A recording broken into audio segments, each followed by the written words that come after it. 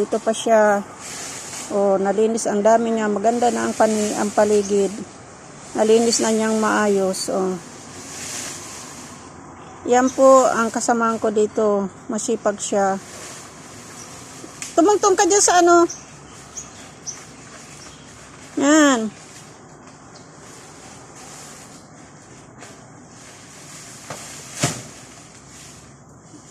Para ka talaga Ling, taga-bundok Ling.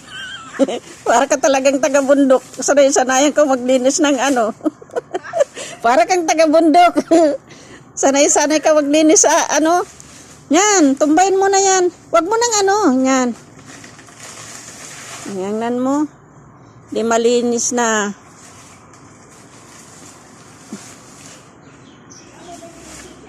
Yan. Tumungtong ka dyan, kaya mo. Tumungtong ka dyan sa pader. Yan. Yan guys. Ang sipag niya. Nalinis niya lahat. Magkaway ka dito. Magkaway ka. Magkaway ka. Kaway ka muna. Hi, hello. Kumusta kayo dyan sa Pinas? Dito ako sa bukid. Ito sa bukid ng Oman. Nasa bukid siya ng Oman. Isa lang ang trabaho niyo pagdating dito. Yan, lahat niya natatrabaho, nagluluto, naglilinis, nag-aalaga ng bata. Ngayon umakyat sa bundok. Umakyat sa bundok ang kasamahan ko.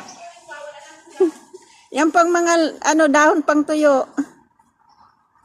Yan. Tingnan mo, patay na.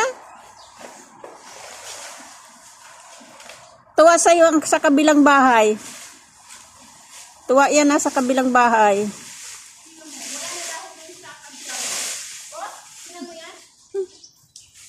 Yan. Ayan mo siya. Hakutin niya yan. Yan mga kaibigan. Natumba na po siya. Na-out balance. Huwag kang magtaas ng baro mo ha. Nakabidyo ka. Oo. Isisirin ko to sa amo ko. Baka isipin ng amo ko siya naglinis dyan. Yan.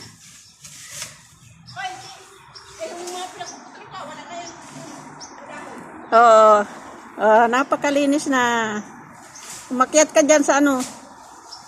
Okay guys, thank you for watching. Yan po ang kasamahan ko dito sa Oman. Napakasipag niya. Yan pa.